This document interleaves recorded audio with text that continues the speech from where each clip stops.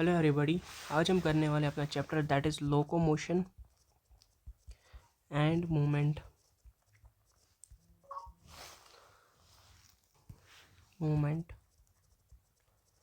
Locomotion and movement को हम start करते हैं। इसका हम कौन सा पार्ट अभी पढ़ने वाले हैं? मसल वाला पार्ट। कौन सा? मसल्स का पार्ट। अब मुझे पता है इससे पहले एक टॉपिक होगा इसके अंदर, इंट्रोडक्शन और टाइप्स ऑफ मूवमेंट्स। वो जो है बड़ा इजी टॉपिक है, आप खुद भी पढ़ सकते, उसमें ज़्यादा कुछ टाइम नहीं लगेगा अगर आप एनसीईआरटी से पढ़ोगे। सही बात है, उसमें क्यों हम टाइम वेस्ट करेंगे, ठीक है ना। वो कुछ है ही नहीं, उसको याद रखना है तो खुद ही पढ़ना भी पड़ेगा, कोई दिक्कत ये बात। हम अभी क्या कर रहे हैं, क्रैश कोर्स की तरह टॉपिक चैप्टर को ख़त्म करने वाले हैं, जिसके अंदर हम पढ़ तो सारे। अब जो वैसा टॉपिक है जो पता होगा आपको और जो हमें पता है इजीली समझ आए, उसको पढ़ने की ज़रूरत नहीं है। हम सीधा करते हैं अपना topic start, that is muscles, बिना किसी टाइम को गवाए हुए। मसल्स, ठीक है। अगर मैं मसल्स की बात करूं, इसके अंदर सबसे पहले आपको एक मूवमेंट्स, इस टॉपिक के अंदर सबसे पहले आपको बताया गया एक मूवमेंट के बारे में, दैट इज़ फ्लैजुलर मूवमेंट। किसके बारे में? Flagellar movement. फ्लैजुलर सारा एनसीईआरटी बेस्ड आएगा तो अच्छे से देखना। फ्लैजुलर मूवमेंट के बारे में बताया। इस फ्लैजुलर मूवमेंट के अंदर आपको बताया गया है, ये जो फ्लैजुलर मूवमेंट है ये हेल्प करता है स्विमिंग ऑफ स्पर्मेटोजोआ। किनके? अगर मैं बात करूँ, ये पहले तो हेल्प हम बताते हैं स्पर्मेटोजोआ। स्पर्मेटोजोआ के अंदर किस में हेल्प करता है? स्विमिंग के अंदर हेल्प करता है। और क्या हम बताते, एक तो सर स्पर्मेटोजोआ के अंदर हेल्प करता है किस में? स्विमिंग करे, पानी में तैरने में मदद करता है। और साथ में मेंटेनेंस किन के अंदर? स्पॉन्ज, जो स्पॉन्ज हैं उनके अंदर ये मेंटेन क्या करता है? मेंटेन करता है क्या? वाटर कैनाल सिस्टम, क्योंकि आपको पता होगा उनके अंदर वाटर कैनाल सिस्टम है, तो वाटर करंट्स को मेंटेन करते हैं in the canal system of sponge. Water currents, maintain of water currents, की पानी कैसे अंदर जा रहा है बाहर जा रहा है उसको ये मेंटेन करता है। उसके अलावा अगर हम देखेंगे, ये साथ में हम बताते हैं किन के अंदर? प्रोटोजोन्स। प्रोटोजोन्स के अंदर भी क्या करता है ये? प्रोटोजोन्स के अंदर क्या करता है हम बता सकते हैं, लोकोमोशन करवाता है उनके अंदर, ठीक है ना। लोकोमोशन क्या करवाता है? लोकोमोशन किन के अंदर? स्पर्मेटोजोन के अंदर करवाता है लोकोमोशन। अब इस प्रोटोजोन के अंदर हमारा एग्जाम्पल ने दिया है यूग्लिना। क्या दिया है? यूग्लिना। स्पेशली इनने बताया यूग्लिना के अंदर हम बात करते हैं। तो देखिए कितना इजीली हमने इस चीज़ को कवर किया है। जो मसल्स के अंदर स्टार्टिंग में हमने पढ़ा दैट इज फ्लैजुलर मूवमेंट, ये अच्छा खासा इंपॉर्टेंट, ये आपको पता होना चाहिए। फ्लैजुलर मूवमेंट के अंदर जो स्पर्मेटोजोआ उनके अंदर ये फ्लैजुला जो प्रेजेंट होता है वो उसको हेल्प करता है किसके अंदर? स्विमिंग के अंदर।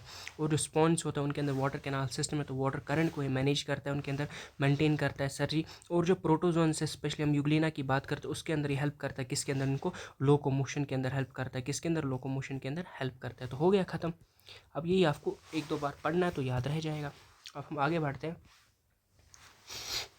पहले हम देख ले, अब हम स्टार्ट करते हैं मसल। जो मसल है पहले आपको बताना है ये ऐसा स्पेशलाइज्ड टिश्यू है जो कि क्या होता है? मीजोडर्मल ऑरिजिन होता है। किसका ऑरिजिन? क्या ऑरिजिन इसका होता है? Mesodermal origin.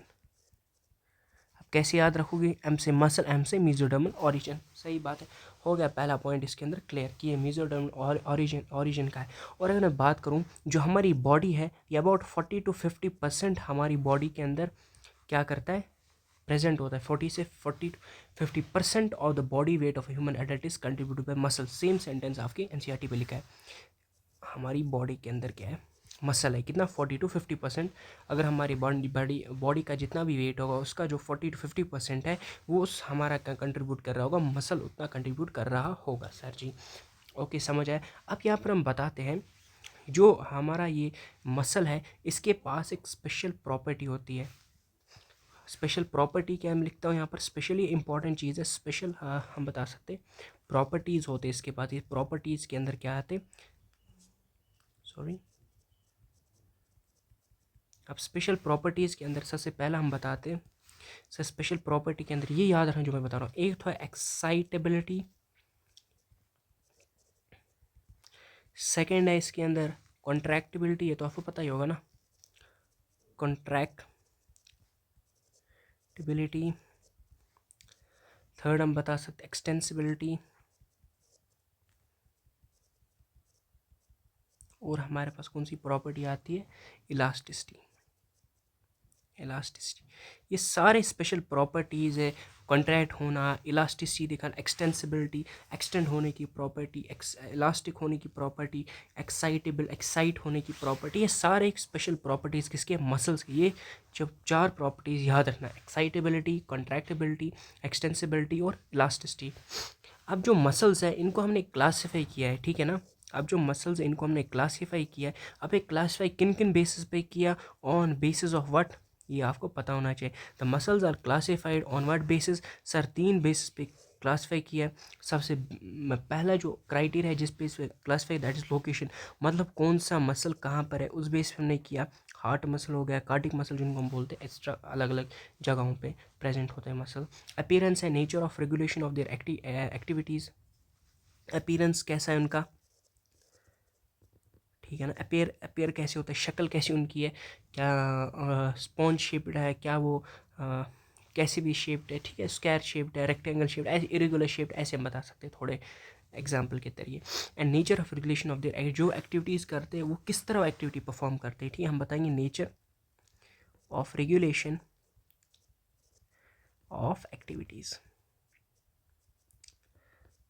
ठीक है ना। अब हम थोड़ा तेज़ बढ़ेंगे क्योंकि अब जो चीज़ टॉपिक है उसको याद रखना है। सबसे पहले अगर मैं मसल की बात करूँ जो हमने डिवाइड किया है, तो हमने 3 टाइप्स में डिवाइड किया है। सबसे पहला जो आता है दैट इज़ हमारे पास skeleton muscle, skeletal muscle. Skeleton के मसल के अंदर इंपॉर्टेंट चीज़ें लिखते हैं ताकि आपको याद रहे। ये जो स्केलेटन मसल्स है क्लोजली एसोसिएटेड होता है किसके साथ, स्केलेटन कंपोनेंट्स ऑफ बॉडी के साथ। और हम बात करें इनके अंदर क्या होता है, स्ट्राइपड अपीयरेंस होता है। स्ट्राइपड अपीयरेंस क्या होता है, स्ट्राइपड अपीयरेंस होता है, स्ट्राइपड अपीयरेंस होता है इनके अंदर, ठीक है ना। स्ट्राइपड अपीयरेंस हमें देखने को मिलता है अगर माइक्रोस्कोप के अंदर देखेंगे। और हेंस इनको बोला जाता है व्हाट, इनको क्या बोलते हैं, ये पॉइंट इनको बोलते हैं स्ट्रेटेड मसल्स, क्या बोलते हैं, STRAITED मसल्स। अगर आपको ये नहीं समझ आया, स्ट्रेट मसल्स का मतलब होता है यही, स्ट्रेट अपीयरेंस का मतलब अल्टरनेट लाइट और डार्क ब्रेंस प्रेजेंट होता है। अब ये नहीं समझ आ रहा है कोई दिक्कत की बात, अभी हम आगे वही पढ़ने वाले होता है क्या है, ठीक है ना। अगर इनकी बात करें ये हमारे पास क्या होता है, वॉलेंट्री कंट्रोल में होते हैं। कहाँ गया है, हाँ।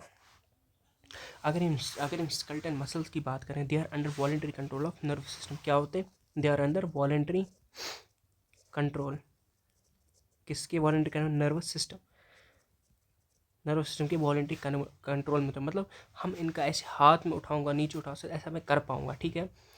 मेरे कंट्रोल में वॉलेंट्री कंट्रोल भी है, ठीक है। ऑल्सो वॉलेंटरी मसल्स टू, इनको हम क्या बोलते हैं, इनको हम ऑल्सो बोलते हैं वॉलेंट्री मसल्स। वॉलेंट्री मसल भी इनको बोला जाता है, इनको वॉलेंट्री मसल भी बोला जाता है। अगर हम एक प्राइमरी फंक्शन देखेंगे इनका, अगर हम बात करेंगे इनके प्राइमरी फंक्शन की, इनका जो प्राइमरी फंक्शन होता है that is locomotory actions, locomotory actions, और क्या, और हम बता सकते हैं change of body posture.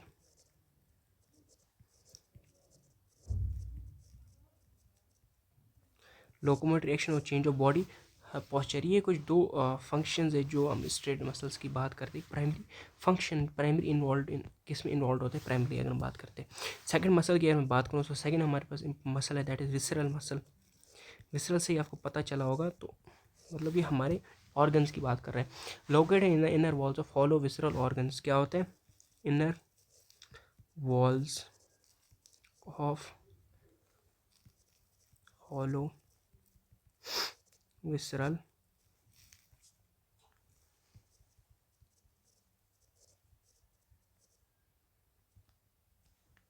inner walls of hollow visceral organs,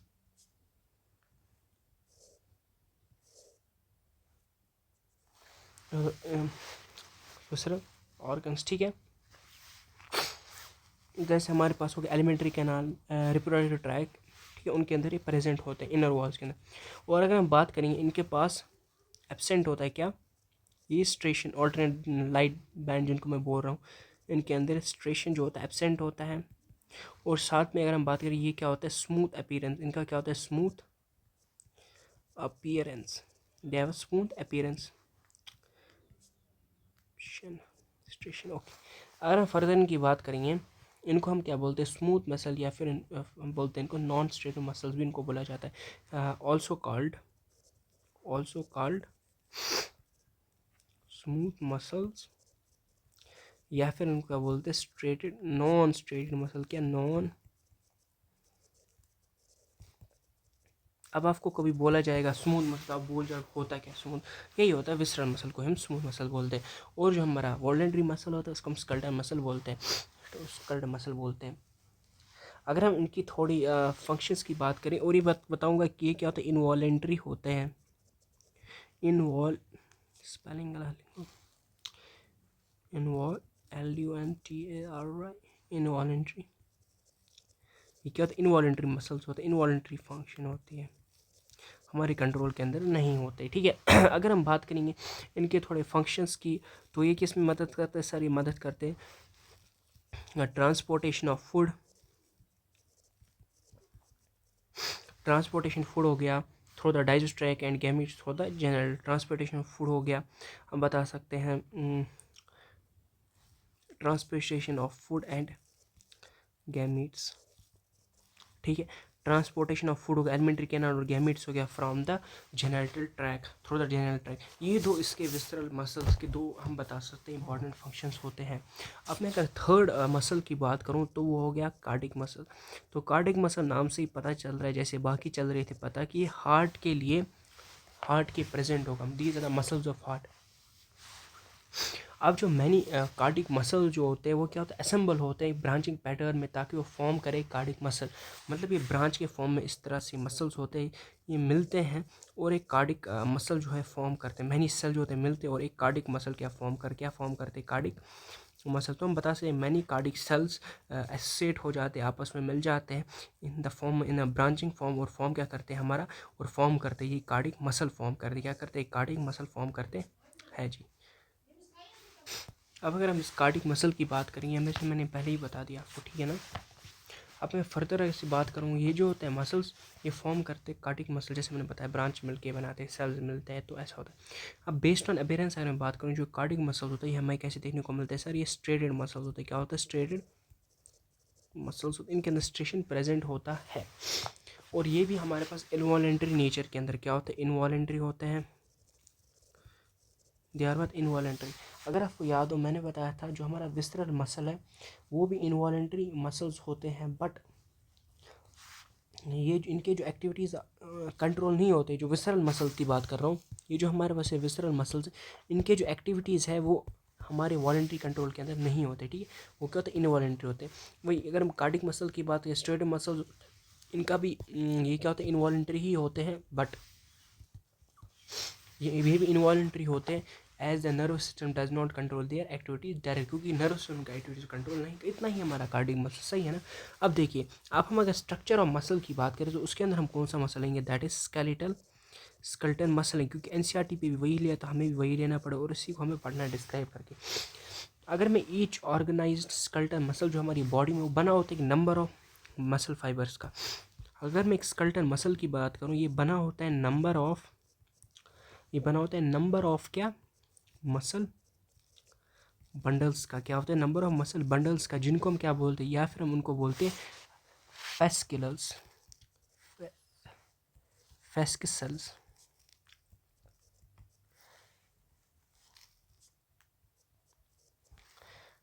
muscle bundle of फैस्किकल्स, ठीक है ना। ओके, ये जो होता है ये मसल बंडल्स या फिर फैस्क, ये हेल्ड टुगेदर होते हैं एक कॉमन कार्टिलेजिनस कनेक्ट टिश्यू, जिसको हम बोलते हैं फैस्किया। ये क्या होता है, ये जो मसल बंडल्स है ये कनेक्टेड होते हैं by, these are connected, connect होते हैं आपस में किसकी वजह से, by a large, by a common collagenous connective tissue, cartilaginous नहीं सॉरी, कोलेजिनस, क्या, कोलेजिनस कनेक्टिव टिश्यू। और इस कोलेजिनस कनेक्टिव टिश्यू को हम बोलते हैं फैस्किया। क्या बोलते हैं, fascia. And this large connective tissues known as fascia. क्या बोलते हैं इसको, फैस्किया। अब मैं बात करूं जो ईच मसल बाय बंडल हमारे पास, इसके अंदर नंबर ऑफ मसल फाइव, अब ईच बंडल मसल बंडल जो है, ईच मसल बंडल जो होते हैं, पहले हमने देख लिया ये आपस में होते हैं बाई फैस्किया। अब इसके अंदर अगर हम बात करेंगे, ई जो होता है ये बना होता है नंबर ऑफ मसल फाइबर्स का, number of what, muscle fibres का बना होता है। हर कोई मसल बंडल जो होता है नंबर ऑफ मसल फाइबर का बना होता है, ठीक है ना। ये नंबर ऑफ मसल फाइबर का बना होता है। अब ये जो मसल फाइबर है ये लाइंड होता है बाय प्लाज्मा और इसको बोलते हैं सार्कोप्लाज्म। इसके ऊपर क्या होता है, इसके पास होता है प्लाज्मा मेम्ब्रेन से लाइन होता है और इसके प्लाज्मा मेम्ब्रेन जो है इसके प्लाज्मा मेम्ब्रेन को हम बोलते हैं क्या, सार्कोलेमा। क्या बोलते हैं इसके प्लाज्मा मेम्ब्रेन को, सार्कोलेमा। और जो इसका प्लाज्मा होता है उसको बोला जाता है सार्कोप्लाज्मा, सार्कोप्लाज्म। जैसे सेल का साइटोप्लाज्म होता है, इसलिए इसी तरह उसके वाले प्लाज्मा को, साइटोप्लाज्म को हम बोलते हैं सार्कोप्लाज्म। और इसका जो हमारे पास जो बात कर रहा हूँ मैं इसकी, एक सेकेंड यार, जो इसका प्लाज्मा मेम्ब्रेन उसको बोलते हैं सार्कोलेमा। क्या बोलते हैं इसके प्लाज्मा मेम्ब्रेन, इसके प्लाज्मा मेम्ब्रेन को बोलते हैं सार्कोलेमा। क्या बोलते हैं, सार्कोलेमा बोला जाता है। ओके, अब मैं अगर बात करूँ आगे बढ़ेंगे थोड़ा, जो मसल फाइबर होता है, ये जो मसल फाइबर होता है ये होता है सिंसाइटियम कंडीशन दिखा, सिंसाइटियम कंडीशन दिखाता है। मतलब इसके पास नंबर ऑफ न्यूक्लियर प्रेजेंट होते हैं। क्या होता है, नंबर ऑफ न्यूक्लियर प्रेजेंट होते हैं in the sarcoplasm, number of nuclear present sarcoplasm के अंदर बहुत सारे न्यूक्लियस के प्रेजेंट होते हैं। और अगर इसकी बात करेंगे इसी मसल फाइबर के अगर फर्दर बात करूँ, मसल फाइबर इसके पास होता है जो एंडोप्लाज्म में रेटिकुलम होता है, एंडोप्लाज्मिक रेटिकुलम जो इसके पास होता है उसको हम बोलते हैं, क्या बोलेंगे, सार्कोप्लाज्मिक। क्या बोलते हैं, सार्कोप्लाज्मिक रेटिकुलम। इसका जो सार्कोप्लाज्मिक रेटिकुलम है सर इसका फंक्शन क्या होता है, अच्छा सा देखना। जो हमारा सार्कोप्लाज्मिक रेटिकुलम किसका, मसल फाइबर का होता है। ये स्टोर हाउस किसका होगा, सही बता सकते हो, स्टोर हाउस किसका होगा, कैल्शियम आयोन्स का। किनका सर, कैल्शियम आयोन्स का। कैल्शियम आयोन्स का क्या है, स्टोर हाउस। क्या है, स्टोर हाउस। मतलब कैल्शियम आयोन्स को क्या करता है, स्टोर करता है। It is a store house for calcium ions. Calcium ions को क्या करता है बेटा जी, ये स्टोर करता है। किनको, कैल्शियम आयोन्स को। ये एक इंपॉर्टेंट पॉइंट यहाँ पर रहता है अकॉर्डिंग टू द व्हाट, इस सार्कोप्लाज्म रेटिकुलम की अगर मैं बात करूँ, ठीक है ना। अब अगर हम आगे देखते हैं, इतने सारे पॉइंट देखे हमने, ठीक है ना। अब हम फर्दर बताते हैं। अब जो ये मसल फाइबर है इसका कैरेक्टरिस्टिक फीचर है कि presence of large number of muscle fibrils या फिर फ्लेमेंट्स। अब इसका जो कैरेक्टरिस्टिक है किसका, मसल फाइबर का, इसका क्या बोलते हैं, जो मसल फाइबर होता है इसके अंदर क्या होता है सर ये पॉजेस करता है नंबर ऑफ, जो मैंने बताया अभी, फ्लेमेंट्स होते हैं जो अरेंज होते हैं पैरेलली, अरेंज्ड पैरेलली फिलामेंट्स। और इन अरेंज पैरेलली फिलामेंट्स को हम क्या बोलते हैं सर, उनको हम बोलते हैं माइक्रोफिलामेंट्स, माइक्रोफिलामेंट्स, या फिर उनको बोला जाता है, को बोलते हैं माइक्रोफिलामेंट्स, या फिर उनको हम बोलते हैं, और उनको हम बोलते हैं, या तो उनको बोलेंगे माइक्रोफिलामेंट्स, या फिर हम उनको बोलते हैं, मायोफाइब्रल्स,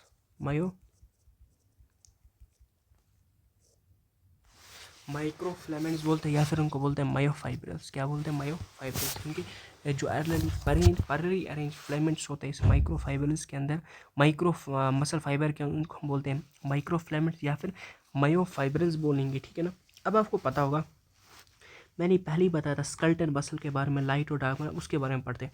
जो ईच मायोफाइब्रल होता है वो alternate dark and light bands उसके प्रेजेंट होते हैं। क्या होता है इसके ऊपर, क्या होता है, हैज़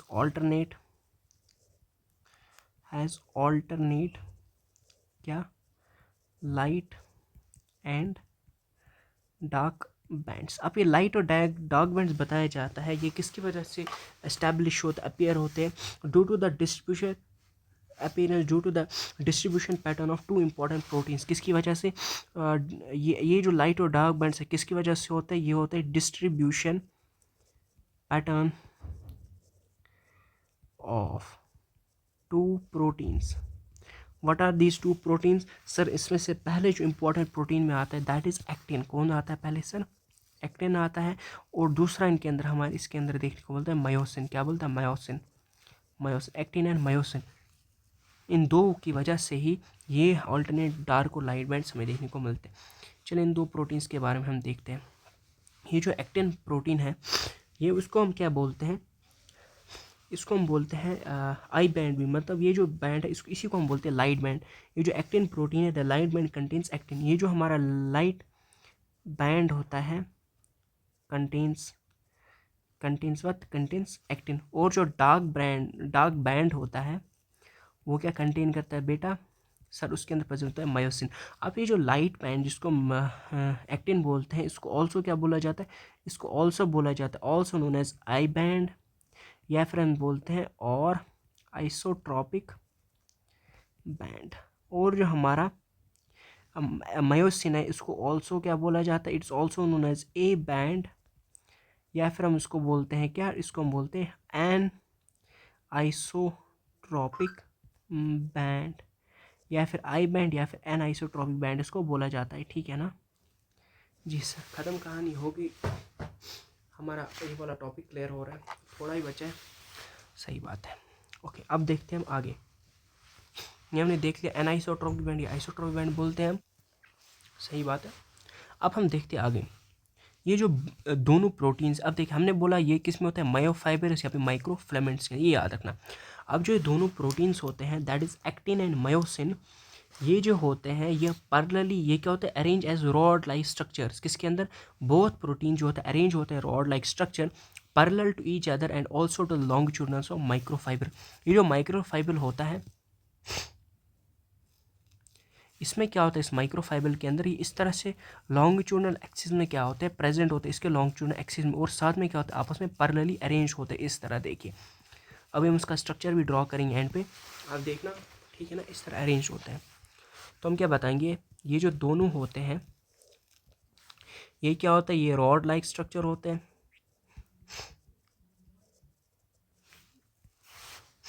अरेंज होते हैं किस तरह, arranged as rod like structure, and हम बता सकते हैं comma parallel to each other and longitudinal axis, arrange होता है along the longitudinal axis of what, myofibrils. सही बात है। देखिए ये पॉइंट आपको याद रखना है, क्या चीज़ कैसे हो रहा है ये आपको पता होना चाहिए। सही है, तो हो गया हमारा अभी तक इतना क्लियर। अब मैं अगर एक्टिन की बात करूं, ये याद रखना, ये जो एक्टिन्स होते हैं they are thinner, what are these are thinner, और ये जो होता है दीज आर थिकर कंपोनेंट, इनको क्या बोलते हैं, दीज आर थिकर, इनको बोलते हैं थिकर प्रोटीन्स होते हैं एज कम्पेयर टू दिस, और इनको बोलते हैं दीज आर वर थिनर। तो हम बता सकते हैं actin filaments are thinner as compare to what, myosin filaments, और उनको कॉमनली बोला जाता है थिन और थिक फिलामेंट रेस्पेक्टिवली। अब देखिए, अब हम समझते हैं स्ट्रक्चर की मदद से, ठीक है ना, स्ट्रक्चर हम कैसे ड्रॉ करते हैं, साथ साथ पढ़ेंगे भी, यहाँ से स्ट्रक्चर को ड्रॉ करेंगे ताकि वो समझ आए। सबसे पहले स्ट्रक्चर के अंदर हम क्या बताते हैं कि जो हमारे centre of each I band होता है, पहले हम ड्रॉ ही कर लेते हैं, तब जाके समझेंगे आई बैंड के सेंटर पे क्या। देखिए पहले मैं बनाऊंगा एक thin filament in the sense में 74 ले रहा हूँ। ये जो थिन फिलामेंट्स होंगे क्या होंगे बेटा, आप खुद ही बताओगे क्या होंगे ये सर थिन फिलामेंट। सर जो आप थिन फिलामेंट ड्रॉ करोगे मुझे पता है सर ये एक्टिन है, हाँ जी, ये हमारे पास क्या होंगे, एक्टिन होंगे। इनको मैं अरे बनाता हूँ इस तरह से, अभी देखो। अब आप और एक चीज़ देखोगे सर, अब जो मैं हमारा दूसरा बैंड बनाऊंगा दैट इज़ थिक, ये थोड़ा मोटा दिख रहा है सर, लेकिन इस बैंड में मुझे कुछ अलग दिख रहा है कि इसके नीचे क्यों है। अभी देखेंगे सर, थोड़ा ही इसके सेंटर में प्रेजेंट है, हाँ आप सही कह रहे हो, ऐसा तो है कुछ। अभी इसके बारे में हम देखेंगे, ठीक है ना, और एक बैंड बनाएंगे ताकि सही जैसा स्ट्रक्चर बने। 74 लिया था ना, ओ यस सर, इतना चलो अब हम बढ़ते आगे। अब मैंने क्या बताया, ये हमने देख लिया ऑल्टरनेटिव अरेंज होते हैं किसके अंदर, इसके अंदर माइक्रोफिलामेंट के, माइक्रोफाइबर के अंदर, जो मैंने अभी यहाँ पर देखा माइक्रोफाइबर के अंदर, माइक्रोफिलामेंट इसको हम बोलते हैं। ओके सर, अब देखिए, अब मैं क्या बताना चाहता हूँ, जो हमारा centre of each I band, ये देखिए ये हमारा आई बैंड है जो मैंने इससे बना, और ये हमारे पास कौन सा, ये है ए बैंड, ये हमारे पास है मायोसिन बैंड जिसको ए बैंड बोलते हैं, और इसको बोलते हैं आई बैंड, ये होता है हमारे पास actin band, I band actin band. अब जो हमारा सेंटर ऑफ हर आई बैंड का जो 1 2 3 4 5 6 7, ये चारों के चारों हमारे 8 हो गया 8, यहाँ पर 4 यहाँ पर 6, ये चारों के चार क्या आई बैंड है। ये जो आई बैंड है इनका सेंटर ऑफ कहाँ दिख रहा है सर, ये इनका सेंटर दिख रहा है मेरे को, और इनका सेंटर मुझे ये दिख रहा है। सही बात है, दिख रहा है ना, ये इनका सेंटर और इनका सेंटर, सही बात। अब इनके जो सेंटर पे होता है इज़ अ इलास्टिक फाइबर, जिसको हम बोलते हैं जेड लाइन। क्या बोलते हैं? Z line. अच्छे से समझना, इनके बीच में होता है एक इलास्टिक फाइबर, और इस इलास्टिक फाइबर को हम क्या बोलते हैं? Z line. क्या होता है? Z line. इनके बीच में बनाता हूँ मैं इस तरह, आप देखना अभी। इनके सेंटर पे क्या होता है? इलास्टिक फाइबर, और इस इलास्टिक फाइबर को हम क्या बोलते हैं बेटा? उस इलास्टिक फाइबर को हम बोलते हैं जेड लाइन। दोनों पे मैंने ड्रॉ किया, सही है ना? इस तरह होता है। इनको हम क्या बोलते हैं? Sir these are known as what? Sir these are known as Z line. क्या बोलते हैं? Z line. क्या बोलते हैं इनको? Z line. These are elastic fibres. Elastic fibres, सही है ना? ये क्या होता है? इलास्टिक फाइबर्स होते हैं, जिन इलास्टिक फाइबर्स को हम क्या बोलते हैं? जेड लाइन बोलते हैं। ओके सर, समझ गए। सर ये हमारे पास एक्टिन है, सर ये एक्टिन है, ये भी एक्टिन है, इनके सेंटर से आ रही है लाइन, उसको जेड लाइन बोलते हैं। और ये जो जेड लाइन है सर, ये इलास्टिक फाइबर का बना होता है, इलास्टिक फाइबर होता है, इसको जेड लाइन बोलते हैं, जो इनके सेंटर या फिर इनको जो है बाइसेक्ट करता है। बाइसेक्ट्स का मतलब होता है इक्वल पार्ट्स में क्या करता है सर? पार्ट्स में डिवाइड करता है। बाइसेक्ट का मतलब होता है इक्वल पार्ट्स में क्या करता है? डिवाइड करता है। ओके, समझ गए पॉइंट? अच्छे से समझ गए, मुझे लगता है अच्छे से समझ गए होंगे। इतना ही, और कुछ नहीं है इसमें, याद रखना। अब जो हमारा जो ये थिन फिलामेंट्स होते हैं, they are firmly attach to the Z line. बड़े अच्छे तरीके से जेड लाइन के साथ क्या होता है? अटैच्ड होता है। अब जो हमारा ये होता है, ये जो होते हैं आई बैंड अटैचड फर्मली किसके साथ? जेड लाइन के साथ बड़े अच्छे तरीके से स्ट्रांगली अटैच्ड होते हैं। ओके, समझ गए। जेड लाइन होता है, अटैचली होते हैं, और इलास्टिक फाइबर का बने। 3 पॉइंट जेड लाइन के बारे में आपको याद रखने। अब जो हमारा थिक फिलामेंट, अब उसकी तरफ भी बढ़ते हैं, थिक फिलामेंट्स की तरफ भी बढ़ते हैं। अच्छे से देखना, जो हमारा अब ये थिक फिलामेंट होता है, ये जो जिसको मायोसिन बोलते हैं, ये भी टुगेदर होते, होल्ड टुगेदर, और also held together in the middle of this band by a thin fibrous membrane called M line। अब इनके बीच में से भी एक लाइन निकलती है, इनके बीच में जो उनको बाइसेट करता है, वो देखिए, उसको मैं बनाता हूँ येलो से, जिसको हम क्या बोलते हैं सर? उसको हम बोल देंगे एम लाइन। क्या बोल देंगे सर इसको? M line. ये किससे पास होता है सर? ये हमारे जो हमारा एम लाइन होता है ना, उसके सेंटर से पास होता है। ठीक है, एम लाइन इसकी क्या होता है? सेंटर। सेंटर, इसके सेंटर से पास होता है हमारा एक लाइन, जिसको बोलते हैं एम लाइन। अब जो हमारा ए और आई बैंड होते हैं, ये ऑल्टरनेटली अरेंज होते हैं थ्रू आउट द लाइन। तो माइक जो मैं पहले ही बताया। अब जो portion of microfibre between two successive Z line, देखिए सक्सेसिव जेड लाइन, ये पहला जेड लाइन है और ये दूसरा जेड लाइन है। पहला जेड लाइन, दूसरा जेड लाइन। अब इनका सक्सेसिव मतलब ये जेड लाइन और ये, इनके बीच वाला जो पोर्शन है, the successive portion of the successive portion हम क्या बोलते हैं? Portion of between the successive Z line जो होता है, उसको कंसिडर किया जाता है functional unit of contraction, and इसको बोलते हैं सार्कोमियर। तो ये वाला जो एरिया है, इसको क्या बोलूँगा मैं? इसको बोलूँगा मैं सार्कोमियर। सार्को, और ये जो सार्कोमियर है, इसको हम कंसिडर करते हैं as a functional unit, as a functional unit of contraction. मतलब यही प्राइमरी रिस्पॉन्सिबल होता है किसके किसके लिए सर? सर यही प्राइमरी रिस्पॉन्सिबल होता है कॉन्ट्रैक्शन। अगर हमारी बॉडी के अंदर कॉन्ट्रैक्शन हो तो यही पार्ट रिस्पॉन्सिबल होता है उसके लिए। किसके लिए सर? इसी कॉन्ट्रैक्शन के लिए। ये वाला पार्ट, ये जो Z line, success Z line वाले बीच, उसी को बोलते हैं हम सार्कोम। इट इज़ द फंक्शनल, अगर आपको क्वेश्चन है what is the which of the following is the functional unit of contraction, option क्या आएगा? एक आएगा सार्कोमियर, एक आएगा सेल, एक आएगा सार्कोप्लाज्म, और फोटो आएगा सार्को एंडोप्लाज्म। तो आप बताएंगे सर सार्कोप्लाज्म, आधे बोलेंगे सेल, तो हो जाएगा गड़बड़। उनको लिखा है फंक्शनल यूनिट ऑफ लाइफ की जगह वो पढ़ेंगे कॉन्ट्रैक्शन की जगह आधे क्या पढ़ेंगे इधर पे सर? पढ़ेंगे लाइफ, क्योंकि बचपन से ही पढ़ते आ रहे हैं the functional unit of life is cell. तो याद ना, फंक्शनल यूनिट ऑफ कॉन्ट्रैक्शन इसी तरह कौन है sir? Functional unit of contraction है सार्कोमियर। मैं क्यों इतना जोर से बोल रहा हूँ? क्योंकि बड़ा इंपॉर्टेंट पॉइंट है। Functional unit of cell is sarcomere, जो सक्सेसफुल जेड लाइन के बीच वाला एरिया आता है। ओके, अब जो हमारा रेस्टिंग स्टेज होता है, ओके, अब हम क्या बताते हैं? जब हमारा रेस्टिंग फेज़ होता है, जब रेस्टिंग फेज़ होता है, एनसीईआरटी पे लिखा होगा लास्ट पॉइंट, उसका मतलब क्या है वो समझाता हूँ। रेस्टिंग फेज़ पे जो हमारे थिन फिलामेंट्स होते हैं, ये आप देख रहे ओवरलैप कर रहे हैं किसको? इसके जो एज से ओवरलैप कर रहे हैं थिक फिलामेंट्स को, लेकिन लीव क्या कर रहे हैं? ये सेंटर वाला रीजन, आप देख रहे हैं सेंटर वाला रीजन जो इसको लीव कर रहे हैं, leaving the central portion. Leaving क्या, लीव क्या कर रहे हैं? सेंट्रल पोर्शन, ऐसे ही लिखा है। चलिए इस सेंटेंस को मैं पढ़ता हूँ, आपके एनसीईआरटी पे क्या लिखा है। एनसीईआरटी पे लिखा है the in a resting stage the ends of the thin filaments on either side of the thick filament partially overlap the free ends of the thick filaments leaving the central part of the thick filament. मतलब partially overlap करता है, लेकिन thick filament का जो central part है,